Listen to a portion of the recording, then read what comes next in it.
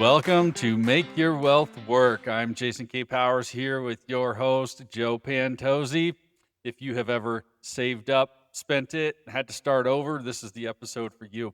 We're talking about thinking long range today and where your money lives and who controls it matters more than chasing the best rate and how to avoid this start-stop cycle that kills growth and so many other things. Joe, how you doing today? I'm doing good. I'm well. I'm glad to see you, and I'm glad we're starting off with something that Nelson talked about all the time. And he would often preface his statement by saying, "Fear not, fear not, fear not.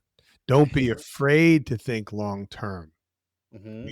We don't have to focus on the immediate, especially when it comes to money, Yeah. because we tend to be out of balance. Most people are out of balance. They're putting too Hmm. much money into the current, or they're putting too much money into long term. They don't have balance, and they wind up having to steal from one account to cover the other account. So, Sure. thinking long term has a lot of pieces, parts to it. Yeah. So this is one of the five rules of IBC, as we say, the five rules of the infinite banking concept. And just for reference, those five rules are take the long view. It is don't be afraid to capitalize. It is don't steal the peas. Don't do business with banks. Rethink your thinking. And then we'll get into semantics. There's maybe a sixth one that we could plug in, but we'll save that for another time. So we're going to take this first one, take the long view, as we say, think long range. And what does that mean? What does Nelson mean by that? And what's that mean for you, the listener, in your daily life of choices, financial choices, right? Think long range. Who can, when we get into money choices, I think the biggest example is we usually are thinking about immediate returns. We're thinking about what, because we're a selfish culture, right? We need it now culture. We're the fast food, fast lane, convenience store kind of culture. And so we're used to thinking that way. We are losing, I think, our ability to think long range with each generation if we're not intentional about bringing it back. I always say, even talking about just generational thinking, there's a need for generational thinking in our lives. Those of us who have families and legacy, and I think each generation, we're not thinking generationally as much. And I would love to see that pivot as a culture a bit more, thinking about what am I doing now that's going to affect my children and grandchildren? Or personally, what am I leaving behind that's going to benefit my children or grandchildren? And so I think in that same light, we come back to now we're talking finances for today in our own life, right here and now, you know, think long range, we need to be able to, we need to start making financial choices where we can take the long view because lots of problems, which Joe, you and I talked about before we started the show, just lots of, let's say, choices that we make individually that affect this long range capability. Well, here's one. The thing that I keep on harping on, and it makes me laugh, but not in a happy way, in a in an ironic way. It makes me laugh when people are insisting that we tell them, "What is your program?" Your program, right? And your program might include a properly designed life insurance policy in the context of a family banking system, Hmm. in the context of an infinite banking system. What is your program paying currently? Well, that's easy. It's paying nothing because you don't have one. It's paying nothing because you haven't started one, and it's also paying nothing because this is a brand new business that has never existed before, and you have to pay startup costs to get it going. So when you're thinking about asking for what's the rate of return, my analyst, my accountant, my whatever has told me I should be looking at what's the internal rate of return. Well, what's the internal rate of return on that Beamer in your driveway? Did you ever figure out what the internal rate of return on that was before you bought it? Have you ever figured out what the internal rate of return is on other programs that you're funding currently for retirement that's 40 years away? Have you looked at the rate of return or the negative rate of return on that that basket full of credit cards you've got balances on. So So let's be fair to yourself. So if you're looking for, pick a number. If I'm looking for a 5% rate of return on this program, why are we not asking how much are you losing in that 28% finance charge credit card that you've got a balance of $20,000 on? And wouldn't we earn 28% by getting rid of that balance that we owe somebody else? Let's put the pieces together. Let's look at the whole picture. And it's important to think long range. Here's another aspect of that. Let's look at all the payments, all the dollars, all the lost opportunity that you're going to incur by maintaining those balances of credit cards over the next 10, 15, 20 years. Because if you don't start doing something radically different, that's what's going to be on your balance sheet 20 years from now, because those balances are not going to get better. Because what happens? People tend to spend more. They tend to go on longer vacations. mhm. They tend to buy nicer cars. They tend to buy bigger houses. We're Americans. We are putting ourselves into more debt than less debt. So, yes, we absolutely would be foolish not to consider rate of return, but on every financial component of our financial picture.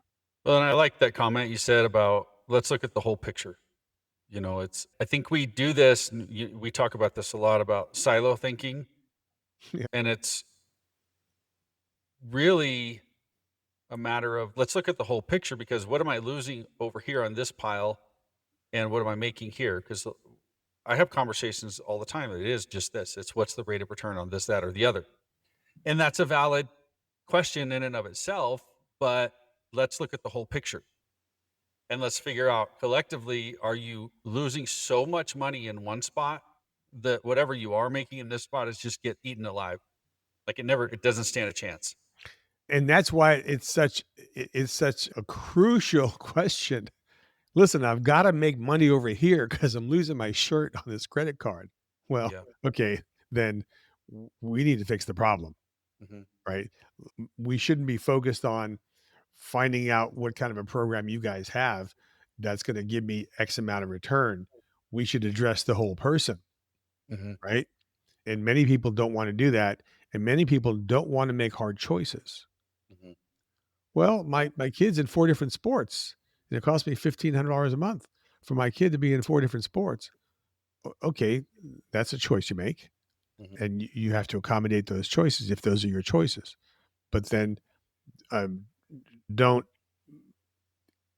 commit money and finances to things that you truly can't support and are not supported by your current income stream. I mean, we have to make realistic choices. And I'm talking about people, maybe making under $100,000. Hmm. Probably if you're making $300,000, that's probably not an issue.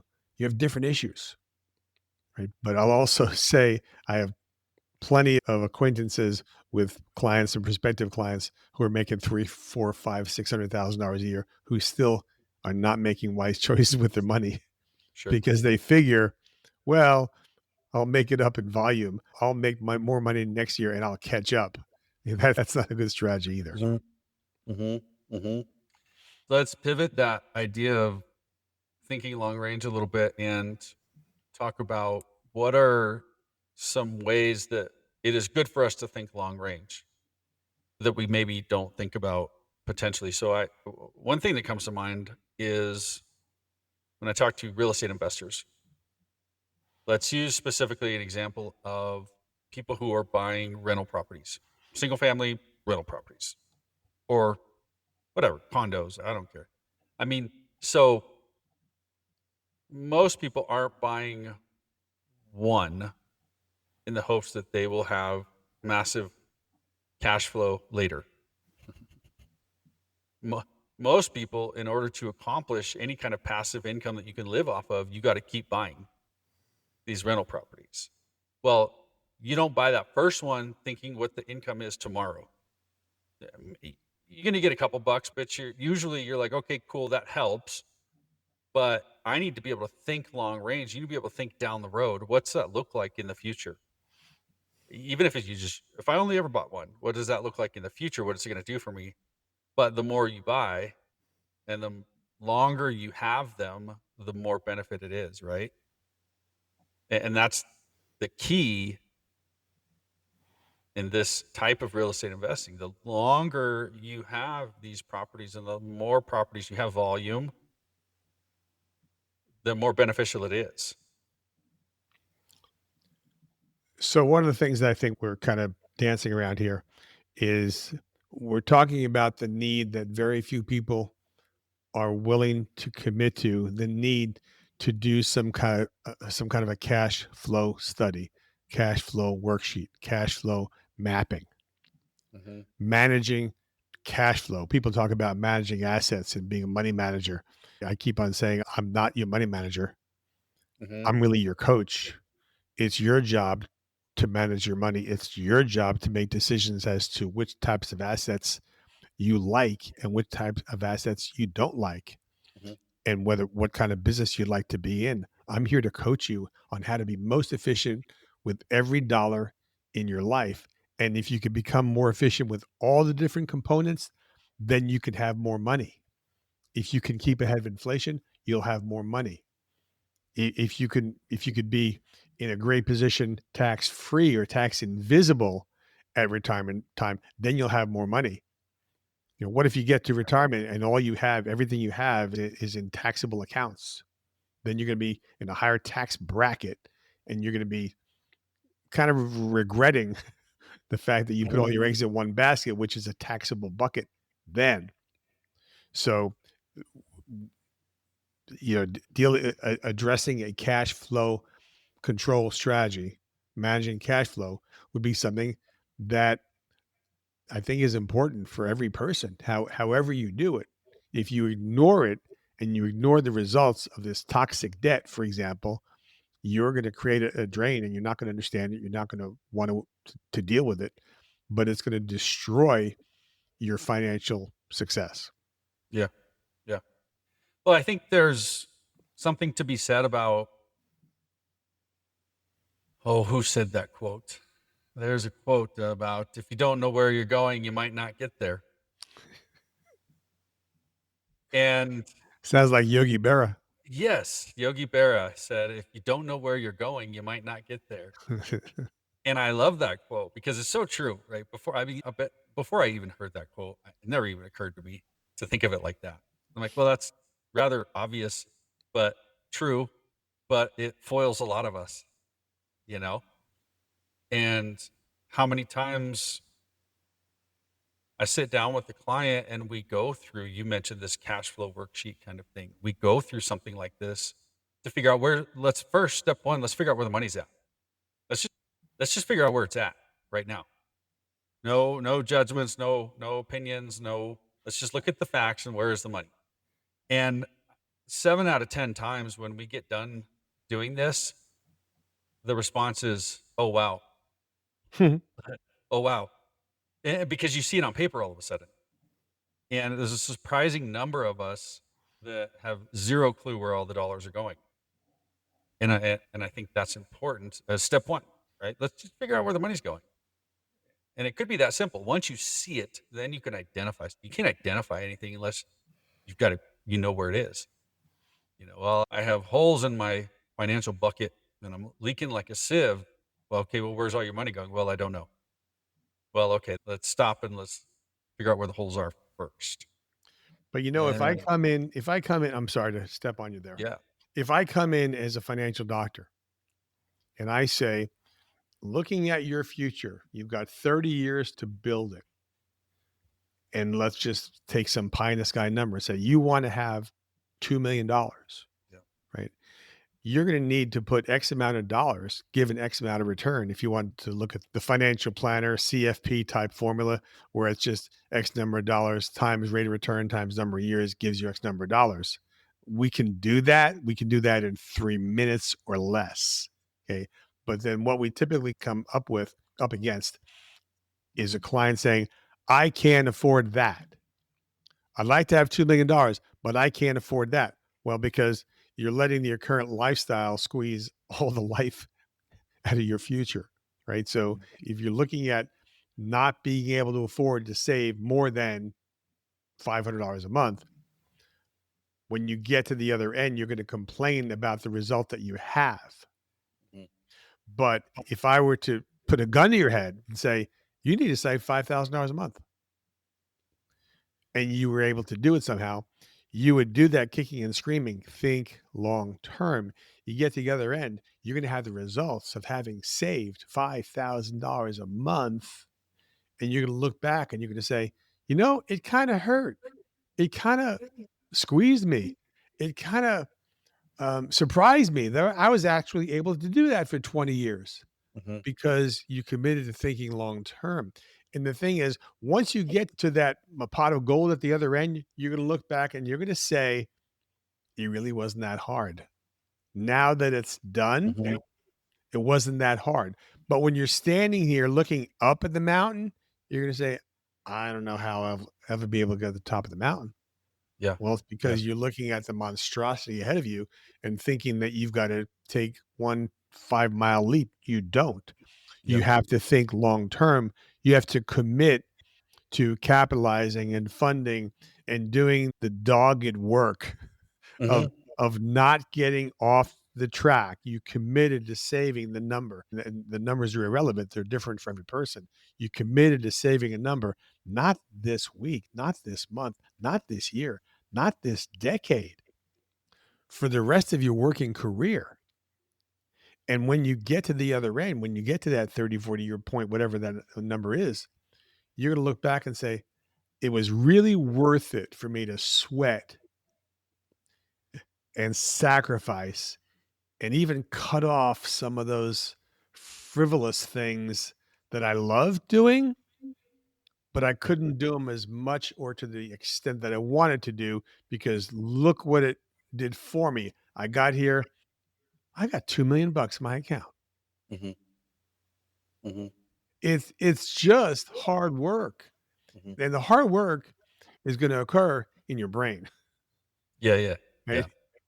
Well, it's habit changes, and we've talked about it on a past episode about Parkinson's law, where you really need to be careful or keep that under control in order to even get ahead, right? If the money suck doesn't stop or slow down, you don't get that under control, this thinking long range will be kind of irrelevant. You can think long range, but actions will dictate, you know. And if you've missed that, go back an episode and pull that up about Parkinson's law. But we want to edit this out because I don't know what I was going to say. I might mention an item about Parkinson's law. Um, I am nothing if not a creature of repetition. And I probably talk about Parkinson's law 10 times a day, Yeah. or I mention it to every single time I talk to a client because Parkinson's law deals with the human conditions. And it's the human conditions that cause us not to meet our goals. It's not having a bad investment advisor, a bad deal, a bad turn, a bad bump in the road, a bad job change. It has to do with failing to capitalize on a long-term basis and never getting off that track. It's boring. Hmm. I'm telling you right now, it's boring. And I drive my wife crazy because she writes the checks. She manages the checkbooks and sends that money to our life insurance every month. And the number would make you choke. Sometimes it makes her choke. Yeah. Yeah. But we're fighting Parkinson's law every day. Hmm. Well, let's talk about that. I mean, the five rules of IBC, and that being the first one, take the long view. Nash talks about that because it is specifically related to utilizing the infinite banking concept and setting up a properly structured dividend paying whole life insurance policy from a mutual carrier and utilizing that throughout your life to make you money or save you money, in effect. And in order to do that, you need to take the long view, because you kind of mentioned it in passing early on. This is almost just like starting a business. Very few start a business and they're truly profiting, so to speak, day one, because you have your investment, you have what you put in, you've got to recapture your original investment, and then you're actually in the black after X amount of time, whatever that is, whatever the timeline is. And taking the long view, when you start up your own financial system, this privatized family banking system, you need to think long range. And for me, that was a motivator. When I first learned about infinite banking and someone showing me, look, this is what it's going to do for you down the road. Yes, we always say, I'm going to do this one day. I'm going to do this one day. I'm going to do this one day, whatever it is. I'm going to get out of debt. I'm going to whatever. I'm going to get ahead. I'm going to save up. And make today day one. And for me, that's what happened when I first heard about the infinite banking concept and someone showed me what it was going to do for me down the road. I was like, awesome. Let's make today day one. I got a long road ahead. I have that mountain to climb, Mm-hmm. but I better make today day one. Otherwise, tomorrow I'm going to be saying the same thing, and the next day the same thing, and a year from now the same thing. One of these days I'm going to climb that mountain. There's a good old song with those lyrics. But we have to think long range, and you have to, just like the real estate example, the longer you give policies to grow and compound and do what they do, the more benefits you will see throughout your lifetime. Yeah. So there, you just touched on one element of thinking long term that winds up being a negative for you. And that is if you take forever to do research. I've Mhm. spoken to a lot of people that have been doing their research and they're doing their quote unquote analysis because they call themselves analytical. What they really are is they're procrastinators. Mhm. God bless you. But you need to choose a road and walk that road and don't take 5 years because the information's there. Yeah. If you take a few months to get the information and really devote yourself to educating yourself and absorbing and owning financial literacy, you'll make a decision. There are good people out there. I'm sure there are a handful. I'm being Mhm. facetious. There are more than a few handfuls of diligent, credentialed, practicing infinite banking professionals to work with. You need to choose a road, choose the structure, the design, the philosophy, the model, the coaches that you feel will work well with you, Mhm. and then you need to pick up on that course and commit to it and capitalize. Now, look at what insurance companies do. They're managing, they're stewarding tens of billions of dollars. And you probably don't know this. You probably have a misunderstanding about what they're trying to achieve. They're not trying to achieve double digit returns on those tens of billions of dollars. They've got to make sure that they achieve a strong, conservative, stable, upper single digit rate so that they can help you fulfill the promises to your family, et cetera, et cetera. They made promises to you, they're going to meet them. Right. So, Well, y- I like that with the life insurance companies. I mean, they're thinking long range. They're insuring people today who are going to live 50, 60, 75 more years. They're thinking long range. They're contractually obligated to pay those death benefits, you know? they're And planning on so, kids yeah, having policies today who will live 100 years. yeah, the thinking long range. And as a side note, for those of you who don't know, I mean, insurance companies like this, mutual carriers for sure, like they have assets equal to their liabilities. Because these are life insurance contracts. These are not like investment products that may or may not be there for you.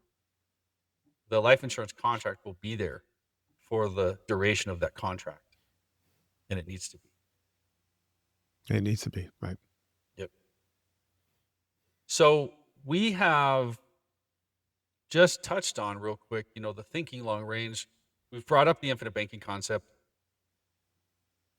and what it can do for you at a very high level. Right? I want to go back to for a quick minute about how those of you who are listening, who are like, you're right, I don't know where my numbers are. I do believe change needs to happen. I do believe day one needs to be here really soon. That's where, let Joe or myself help you and get these numbers dialed in for you and show you what setting up your own privatized family banking system can do for you. It's a lifestyle change. Joe, how many people do you talk to? What percentage of people do you talk to that have learned about the infinite banking concept for the very first time? What percentage of people say, gosh, I wish I would have known about this a long time ago, or gosh, I wish I would have started this in the Yeah, past? more than half, maybe 3/4, and some people say to me, "Well, maybe it's too late for me," and I'll ask, "How old are you?" And they'll say, "Well, I'm 45." Seriously. You're right. I've been doing this a long time. I was in insurance and financial services for 24 years before Nelson and 25 years post Nelson. So I'm in my 50th year, and all the policies I bought in my early years were all tiny, Mm-hmm. but they're all still in effect. And so we built a portfolio of policies over the years. And now we have literally dozens of policies because we think long term, and those policies that we bought in the early years are building more equity, more cash value every year than the premiums are. Mm-hmm. But they're added to a basket of policies. So, Yeah. Yeah. It's this approach in your finances. It truly is a game changer. I can't stress that enough. I know maybe for the listener, you go, well, you're biased about it, obviously, because this is what you do as a profession. I'm like, yes. yes. However, I was practicing it before I was preaching it. And I was doing this before I got into it as a career, liked it so much. I was like, hey, I actually want to teach other people this, you know? And seeing the light bulb come on with people when you're learning about the infinite banking concept for the very first time, seeing that light bulb come on and go, oh, well, so that means if, and you see a literal switch in perspective all of a sudden. Oh, well, that means if then if I do this, then that means I can you know, and there's those rare instances where, and it breaks my heart when we get psyched up about the opportunity for themselves and you just, for some reason, they can't implement it in their own life for whatever reason it is, It's fear. and, It's fear. and it's sad, like, but even if you couldn't do it on yourself and you have children, could you not get your children started? Could you not get your children educated at a younger age and start educating them so by the time they're an adult, they are charged and ready to roll? You can get policies on your kids if you didn't know that. I've got policies on my kids. Start when they're young. My kids are only, at the time of this recording, 9 and 10. And my 10-year-old could probably teach a high schooler about infinite banking. He's learned enough, just enough to be dangerous, Right. Right. And so it can be done, you know. And it's that, think about your choices today and what they're going to do for you in the future. Take the long view. Even if you don't do infinite banking, just general financial wisdom says you need to be thinking long range, right? You need to. You can't just keep looking at what is the maximum rate of return this is going to do for me today, because that's just looking at what's in front of your nose, and that may bite you down the road if you're not also taking the whole picture, like we talked about earlier. Look at the whole picture. Well, remember, the program is going to perform differently for every single person. Yeah. The one person opens up a bunch of policies, fills them up with cash, and lets them grow and never does anything with them. They're going to become, let's say, a millionaire at some point in the future just by action of the policies Mhm. with no outside influence. Somebody else uses them more aggressively and uses them to recapture all that toxic debt. Somebody else uses them to actually buy cash flowing real estate, and somebody else uses them to create generational wealth. I just mentioned the four levels. So, so no two people are alike. Mhm. Everybody's system will be different. Everybody's system will be funded at a different level. Everybody will use their system differently in terms of being aggressive or less aggressive, Mhm. of buying assets outside and investments, investing in business, expanding business, and so forth. Everybody will get different returns. So the returns will be based on how you behave and how you communicate with your money and with your wealth profile. Yeah. Well, we always seem to cook through our time really fast.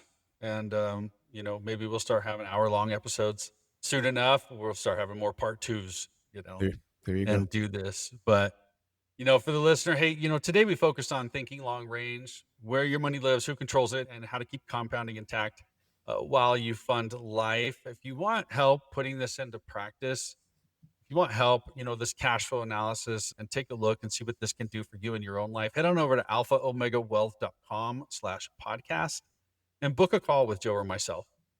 Meanwhile, you're listening to Make Your Wealth Work. Follow or subscribe. Leave us a good review. Share this episode with one person who needs to hear it and one person who needs more control over their cash flow. And we will see you guys next time. Thank you, Jason. Thank you, guys.